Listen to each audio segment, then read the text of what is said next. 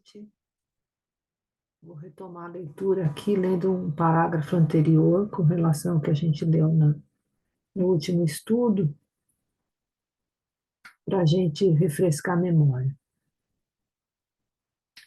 Então, começa aqui. Devemos conscientizar-nos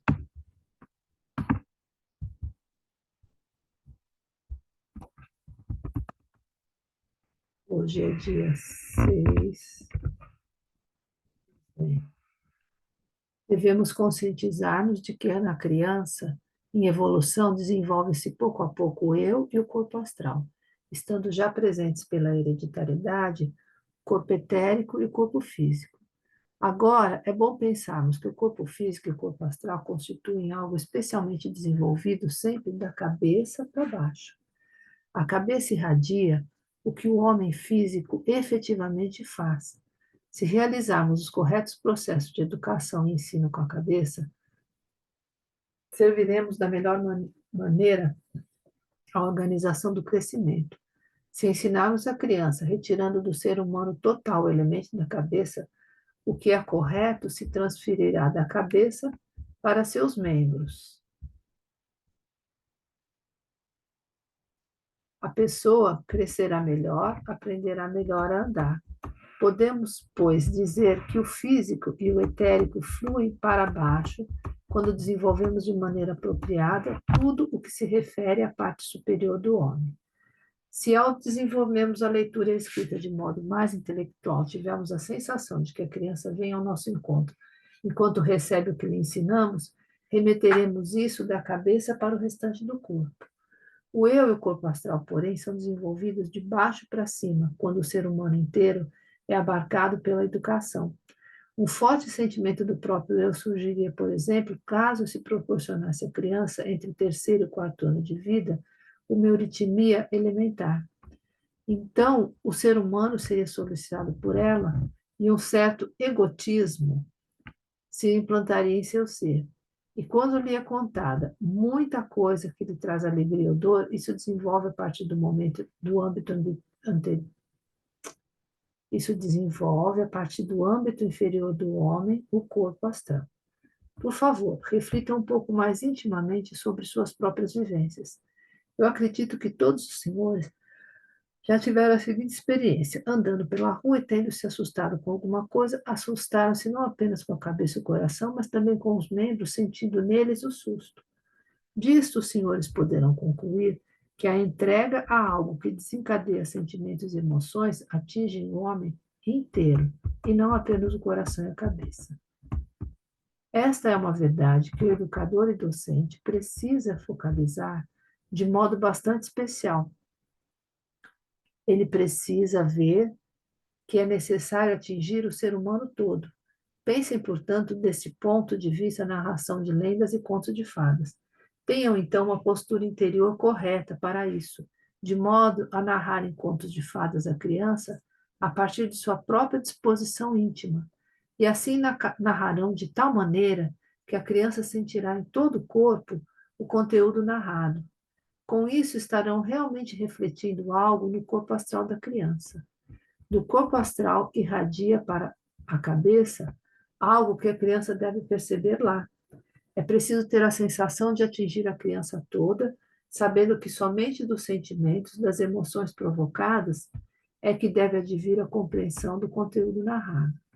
Considerem, portanto, um ideal ao narrar a criança.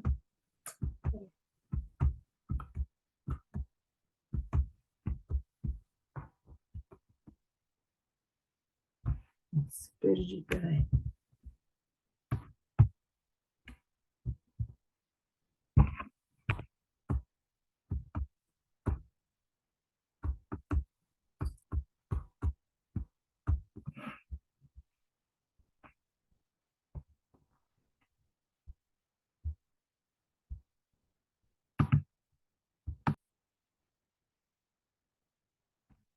Considerem, portanto, um ideal ao narrar à criança contos de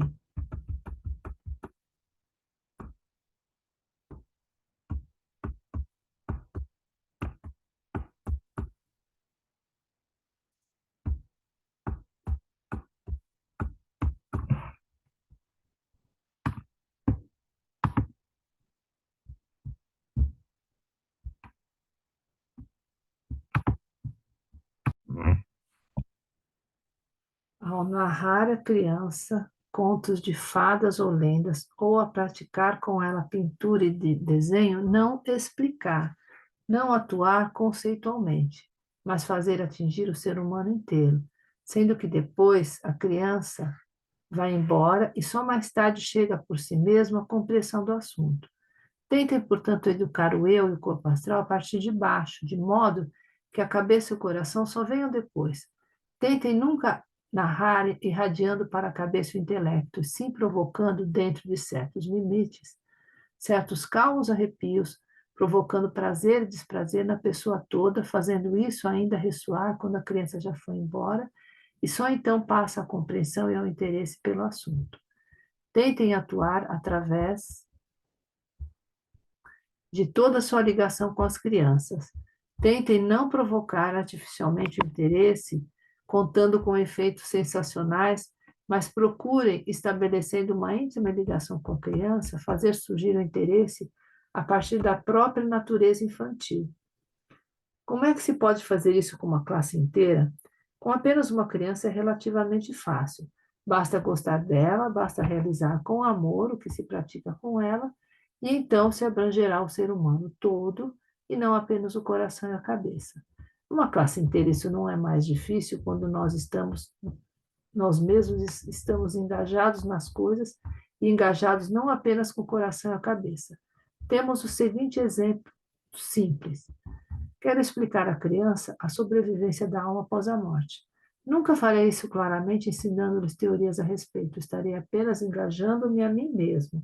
Nenhuma espécie de conceito pode se ensinar à criança, antes dos 14 anos, algo sobre a imortalidade. Eu posso, no entanto, dizer-lhe o seguinte: veja este casulo de borboleta. Não há nada dentro dele. Lá dentro estava a borboleta, mas ela saiu.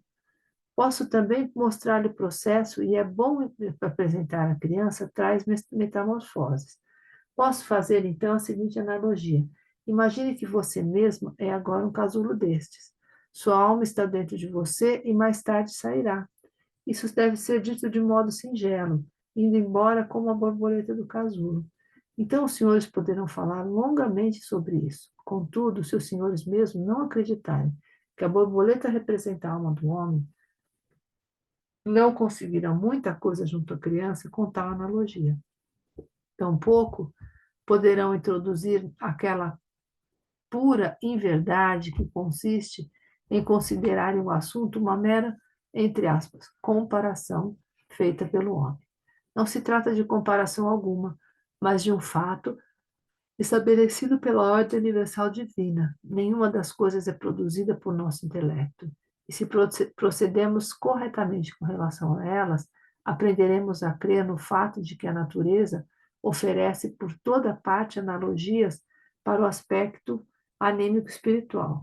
Quando nos tornamos unos com o que ensinamos à criança, nossa atuação atinge a criança toda. E o fato de não mais sermos capazes de sentir junto com a criança, acreditando apenas podemos transformar o conteúdo em algo racional em que nós mesmos não acreditamos, que faz com que ensinemos tão pouco a ela.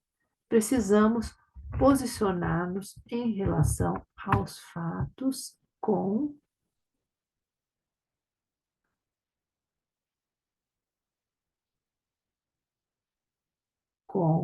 nossa própria convicção, de modo que, por exemplo, com a saída da borboleta do casulo, não introduzamos na alma infantil uma imagem arbitrária, e sim um exemplo que compreendemos e no qual acreditamos, estabelecido pelos divinos poderes cósmicos. A criança não deve compreender de ouvido para ouvido, mas de alma para alma. É atentando a isso que os senhores progredirão. Segunda conferência, 22 de agosto de 1919. Assunto como os que esboçamos ontem serão agora gradativamente estruturados. Pelo que ontem apresentamos, os senhores terão visto muito bem que até no conteúdo totalmente específico do ensino, muita coisa será transformada e renovada. Agora relembre um pouco o que acabamos de apresentar na aula anterior. Tendo em vista o que dissemos, os senhores podem efetivamente considerar o homem como um ser que traz em si três focos nos quais simpatia e antipatia sempre se encontram. Podemos, portanto, dizer o seguinte: já na cabeça se encontram antipatia e a simpatia. Falando de um modo simplesmente esquemático, suponhamos que, em determinado lugar da cabeça, o sistema nervoso seja interrompido pela primeira vez. As percepções sensoriais penetrem e a antipatia vá ao seu encontro a partir do homem. Em tal situação, os senhores constatam terem de repensar o sistema nervoso inteiro de um ser humano inteiro, o sistema nervoso no ser humano inteiro, pois a atividade sensorial em si é, na verdade, uma sutil atividade dos membros. Dessa forma, na esfera sensorial, reina primeiramente a simpatia, sendo que a antipatia é expelida para fora do corpo. Portanto, quando os senhores imaginam o fato de ver, desenvolve-se no próprio olho uma espécie de simpatia. São os vasos sanguíneos. Peraí, cadê?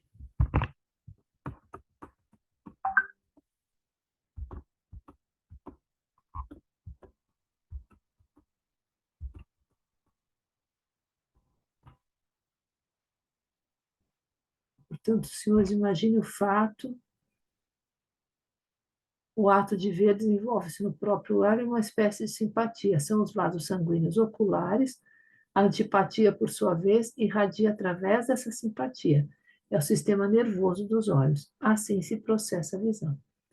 Contudo, um segundo encontro entre simpatia e antipatia, agora mais importante para nós, situa-se na parte mediana do homem. Aí, no sistema intermediário do ser humano, no sistema do tórax, a simpatia e a antipatia se encontram novamente. Nesse caso, o homem inteiro está novamente ativo, pois enquanto a simpatia e a antipatia se encontram no nosso tórax, estamos conscientes disso. Os senhores sabem que esse encontro se exprime no fato de, digamos, após uma impressão, realizarmos rapidamente um movimento reflexo, no qual não pensamos muito, porém, durante o qual repelimos com rapidez, de modo simplesmente instintivo, algo que nos ameaça.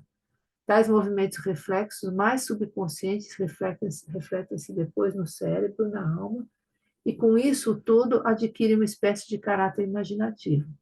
Nós acompanhamos em imagem o que se desenrola em nossa organização torácica como um encontro entre simpatia e antipatia. É por isso que não mais reconhecemos tão bem o fato de isso consistir no encontro entre simpatia e antipatia. No tórax, porém, sucede algo relacionado de modo extraordinariamente intenso com toda a vida do ser humano. Um encontro entre simpatia e antipatia significativamente relacionado com nossa vida exterior. Nós desenvolvemos no ser humano inteiro uma certa atividade que atua como simpatia, uma atividade simpática. E fazemos com que essa atividade simpática, situada em nossa parte torácica, se interrelacione continuamente com uma atividade cósmica antipática. Eu vou ler de novo. No tórax, porém, sucede algo relacionado de modo extraordinariamente intenso com toda a vida do ser humano. Um encontro entre simpatia e antipatia significativamente relacionado com nossa vida exterior. Nós desenvolvemos no ser humano inteiro uma certa atividade que atua como simpatia, uma atividade simpática. E fazemos com essa atividade simpática, situada em nossa parte torácica, se interrelacione continuamente com uma atividade cósmica antipática. Então, a simpatia é da gente para fora e uma do cosmos para cá é a antipatia. A expressão dessas atividades simpáticas e antipáticas que se encontram é o falar humano. E um nítido acompanhamento pelo cérebro desse encontro de simpatia e antipatia no tórax é a compreensão da fala. Nós acompanhamos a fala compreendendo-a.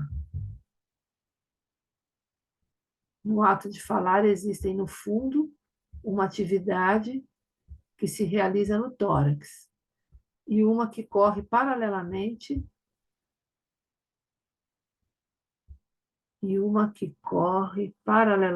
realizando-se na cabeça. Só que no tórax, essa atividade é mais real, e na cabeça se atenua em imagem. É mais real. No tórax, a atividade é mais real. Na cabeça se atenua em imagem.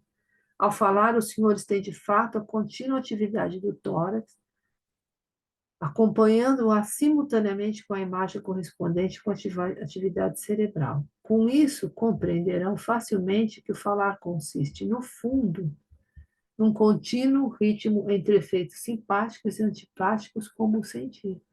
A fala também está primeiramente ancorada no sentir. E o fato de dispormos para a fala, de modo coincidente com o pensamento, resulta de acompanharmos o conteúdo do sentimento com o conteúdo cognitivo, com o conteúdo de representação mental. Contudo, só se compreenderá a fala concebendo-a realmente como ancorada no sentir humano. Ora, a fala está, de fato, duplamente ancorada no sentir humano. Primeiramente, em tudo que o homem leva a partir de seu sentir ao encontro do mundo. O que ele leva ao encontro do mundo? Aí uma pergunta. O que ele leva ao encontro do mundo a partir de seu sentir? Tomemos um sentimento nítido, uma nítida nuance emocional, como, por exemplo, pasmar-se, admirar-se. Trata-se de uma nuance do sentimento. Enquanto permanecemos animicamente no ser humano, nesse microcosmo, lidamos com admiração, com o pasmar-se. Quando chegamos ao ponto de estabelecer a referência, a relação cósmica que pode estar ligada a essa ligação emocional de admiração, o admirar-se torna-se oh. O som oh nada mais é, no fundo, do que o atuar da respiração em nós, de modo que no íntimo essa respiração é capturada pela admiração, pelo pasmo. Portanto, os senhores podem considerar o ó como uma expressão de admirar-se, de pasmar-se. A mentalidade exterior do mundo sempre tem integrado a fala nos últimos tempos, também a coisas externas. Indagou-se o seguinte: de onde provêm as relações entre os sons e aquilo que significam? Não se chegou a perceber que todas as coisas do mundo causam uma impressão sentimental no homem. De alguma forma, cada coisa atua sobre o sentimento humano, embora frequentemente de modo bem sutil, permanecendo meio inconsciente. Nunca, porém, teremos diante de nós uma coisa que designamos como a palavra contendo o som ó, se de alguma forma não nos espantarmos diante dessa coisa, mesmo que levemente. Se os senhores dissem forno, pronunciam uma palavra que contém um o, porque no forno reside algo que os faz expressar um leve espanto. Dessa maneira, a fala está fundamentada no sentimento humano. Os senhores se encontram em relação emocional com o mundo todo, proporcionando a esse mundo os sons que, de alguma forma, exprimem essa relação. Essas coisas têm sido habitualmente consideradas de modo muito superficial. Acreditou-se que na fala se imita quando o animal late ou rosna. De acordo com isso, desenvolveu-se uma teoria, a famosa teoria linguística do au-au, segundo a qual tudo é imitado. Essas teorias contam o perigo de serem meias verdades. Quando imita o cão dizendo au-au, aí reside a nuance que se expressa no au. Transponho-me para sua condição anímica. O som se forma não no sentido daquela teoria, mas indiretamente pela transposição à condição anímica do cão. Uma outra teoria é aquela que acredita que cada objeto do mundo contém um som, como, por exemplo, o sino possui o seu. Com base nessa concepção é que se desenvolveu a teoria Jindon. Existem, pois, essas duas teorias, teoria Au-Au e a teoria Jindon. Só se pode, porém, compreender o homem admitindo que a fala é a expressão do mundo do sentimento, das relações sentimentais que desenvolvemos com as coisas. Uma outra nuance com referência às coisas e aquela nuance sentimental que temos diante do vazio ou mesmo do negro, que aliás está relacionado com o vazio ou com tudo o que se refere ao negro, é a nuance do susto, a nuance do medo. Ela se expressa através do diante do pleno, do branco, do claro, e de tudo aquilo relacionado com claro ou branco, e também diante do som relacionado a isso. Temos a nuance sentimental da admiração, do respeito, o A. Se temos a sensação de precisarmos defender-nos de uma impressão externa, tendo de certa forma de desviar-nos dela para nos proteger, estamos com o sentimento da resistência, que então se exprime no E. E se depois temos o sentimento oposto de indicar, de aproximar-nos, de unir-nos, então isto se expressa no I. Com isso, temos as vogais mais importantes. Mais tarde entraremos em todos os detalhes, incluindo os ditongos. Restaria ainda considerar apenas uma vogal que é rara nas regiões europeias e exprime algo mais intenso do que as demais.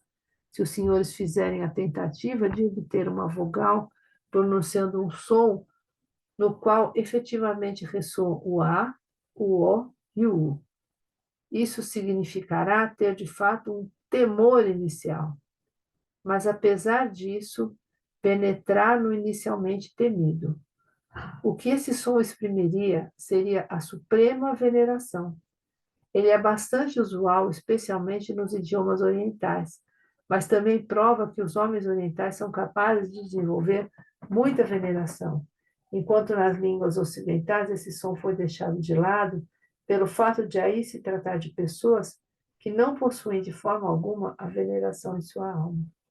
Com isto, fizemos uma imagem daquilo que se expressa como emoção nas vogais. Todas as vogais exprimem emoções íntimas que se manifestam em simpatia pelas coisas.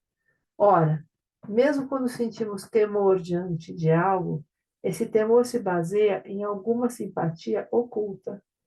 Não sentiríamos em absoluto esse temor se não tivéssemos uma secreta simpatia pela coisa em questão. Não sentiríamos esse absoluto temor se não tivéssemos uma secreta simpatia pela coisa em questão. Na observação de tudo isso, basta os senhores levarem em conta um aspecto. E relativamente fácil observar que o O tem algo a ver com espanto, o U com susto ou medo, o A com respeito e admiração, o E com resistência, o I com aproximar-se e o A ou U com veneração. Mas a observação lhes fica perturbada pelo fato de os senhores facilmente confundirem as nuances emocionais que se tem ao ouvir um som com aquelas que se tem a pronunciá-lo. Ambos são diferentes. No caso das nuances que apresentei, é preciso levar em consideração que são válidas para a comunicação do som. Portanto, à medida que se quer comunicar algo a alguém através do som, isso vale. Quando queremos comunicar a alguém que nós próprios tivemos medo, exprimimos-lo por meio do U. Não se trata da mesma nuance quando a própria pessoa tem medo ou quando ela quer provocar medo no outro emitindo tal som. Os senhores obtêm muito mais assonância própria quando querem provocar medo, por exemplo, dizendo a uma criança, É importante levar isso em conta para o contexto social da linguagem.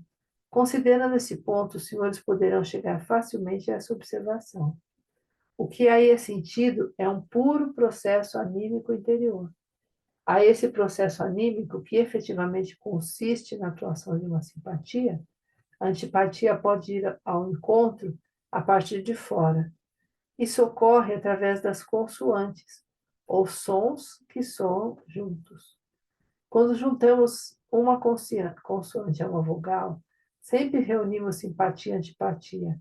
E nossa língua, nossos lábios e nosso palato existem, na verdade, para se fazerem valer como órgãos de antipatia, para deterem as coisas.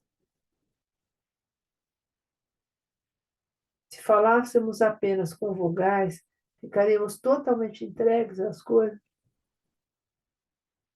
Iríamos efetivamente confluir com elas, seríamos bem destituídos de egoísmo, pois desenvolveríamos nossa mais profunda simpatia pelas coisas.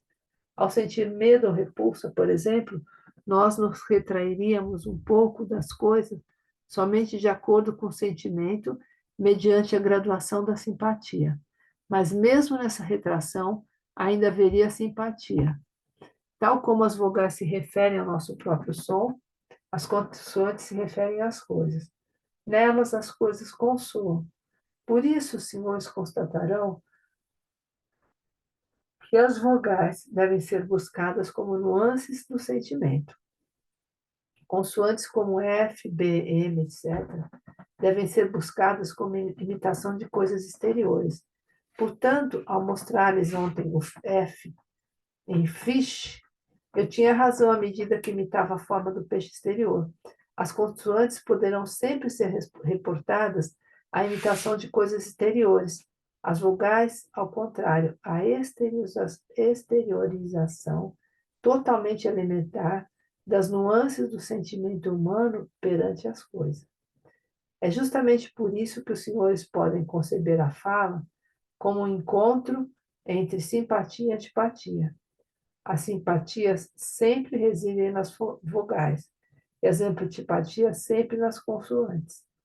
Entretanto, podemos compreender a formação da fala de maneira ainda diferente. Podemos dizer o seguinte: afinal, que tipo de simpatia é essa que se expressa no homem tórax, de modo a que ele faça parar a simpatia e o homem cabeça apenas acompanhe? O que aí subjaz é, na realidade, o elemento musical que ultrapassou certos limites. O elemento musical perece e ultrapassa um certo limite, transcendendo, de certa forma, a si mesmo e tornando-se mais do que musical. Isso significa o seguinte: à medida que consiste em vogais, a fala contém um elemento musical. À medida que consiste em consoantes, contém um elemento plástico, um elemento musical e plástico. Não, peraí. Contém um elemento plástico, um elemento pictórico. E no ato de falar, existe uma síntese real, uma ligação real entre os elementos musical e plástico no homem. Por isso, os senhores podem ver que no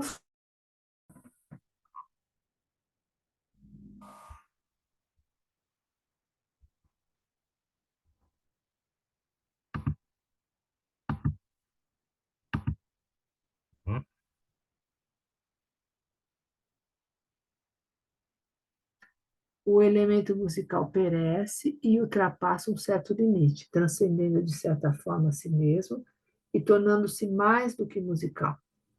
Isso significa o seguinte: à medida que consiste em vogais, a fala contém um elemento musical. À medida que consiste em consoantes, contém um elemento plástico, um elemento pictórico. E no ato de falar existe uma síntese real, uma ligação real entre os elementos musical e plástico do homem. Com isso, não. Por isso, os senhores podem ver que no falar se expressa como uma espécie de nuance inconsciente, não só o modo de ser de pessoas individuais, mas também de comunidades humanas. Em alemão dizemos Kopf, cabeça. Kopf exprime em toda a sua correlação o redondo, a forma. Por isso não chamamos de Kopf apenas a cabeça humana. Dizemos também Kolkopf, cabeça de couve, que em português se diz repolho. Em alemão exprimimos a forma na palavra Kopf. O romano não exprimia a forma da cabeça, ele dizia caput, exprimindo com isso um aspecto anímico. Ele expressava o fato de a cabeça ser o elemento que capta, que compreende. Ele retirou a designação para a cabeça de um substrato bem diferente. De um lado, apontava para a simpatia emocional e de outro, para a adesão da antipatia ao que é externo. Tentem inicialmente descobrir pela vogal tônica em que consiste a diferença. Kopf, espanto, surpresa. Existe na alma algo de espanto, de surpresa diante de todo objeto redondo, porque o redondo se relaciona com tudo, o que provoca espanto e surpresa. Tomem a palavra caput, com respeito. É preciso assimilar e compreender o que outra pessoa afirma. É na cabeça que esta nuance de sentimento se exprime muito bem quando o caráter de um povo se defronta com a compreensão. Levando em conta essas coisas, os senhores serão desviados da atração de olhar para o que consta no dicionário.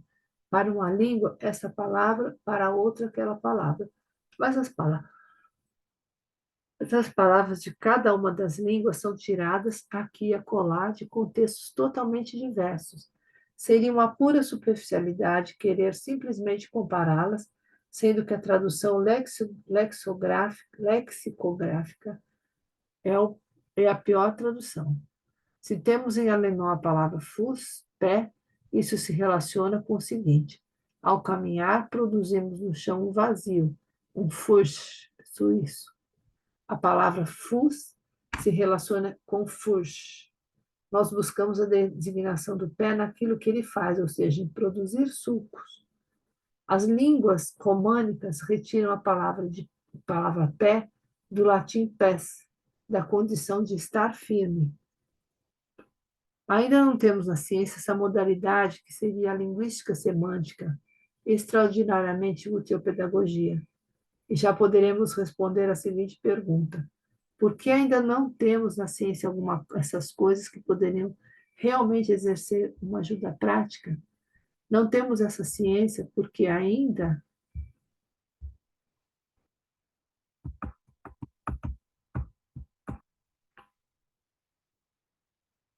estamos empenhados na elaboração daquilo que precisamos para a quinta época pós-atlântica, especialmente para a educação. Se desta forma os senhores considerarem a fala como algo apontando para o íntimo, por meio das vogais, e como algo apontando para o exterior, por meio das consoantes, então estarão em condições de facilmente desenhar consoantes, encontrando sinais para elas. Desse modo, não precisarão simplesmente empregar o que exporei nas próximas aulas como sendo imagens para consoantes. Os senhores serão capazes de produzir suas próprias imagens. Só assim conseguindo estabelecer o contato íntimo com as crianças, o que é muito melhor do que apenas assimilar a imagem externa. Desta maneira, reconhecemos a fala como uma relação do homem com o cosmos, pois o ser humano por si ficaria parado na admiração, no espanto. Somente suas relações com o cosmos provocam admiração e espanto por aquilo que soa. Ora, o homem está entrosado de um modo significativo no cosmos, e esse entrosamento pode ser observado por considerações totalmente exteriores. O que estou dizendo agora, digo-o porque, como os senhores já viram pela conferência de ontem, muito depende de como nos posicionamos sentimentalmente frente ao ser humano em formação, de modo como podemos venerar nele uma enigmática revelação de todo o cosmos. Do fato de podermos desenvolver esse sentimento como educadores e docentes é que incrivelmente muita coisa dependerá. Voltemos agora a considerar, num horizonte algo mais amplo, o fato significativo de que o ser humano executa cerca de 18 respirações por minuto. Quantas faz, então, em 4 minutos? 18 vezes 4 igual a 72 respirações. Quantas respirações realiza por dia? 18 vezes 60 vezes 24 igual a 25.950 respirações por dia.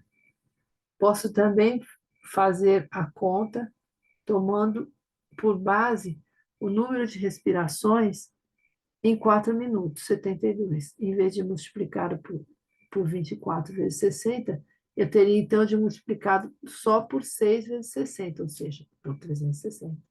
O resultado seria igualmente 25.920 respirações por dia. 360 vezes 72 igual a 25.920. Pode-se dizer o seguinte: enquanto em 4 números o processo respiratório, inspirar, expirar, inspirar, expirar, é, de certa forma, um pequeno processo diário, e ao termos multiplicado o número 72 por 360, o total objetivo, obtido 2.590 é, em relação ao outro, um processo anual. O dia de 24 horas é um ano para a nossa respiração. Tomem agora nosso processo respiratório maior, que consiste em alternarmos diariamente a vigília e o sono. O que significa, no fundo, vigília e sono? Significam que também expiramos e inspiramos algo. Expiramos o eu e o corpo astral ao adormecer e expiramos-lo novamente ao despertar. Fazemos isso dentro de 24 horas. Tomando esse dia, temos de multiplicá-lo por 360 para obter o ciclo anual. Ou seja, no decurso do ano, perdi.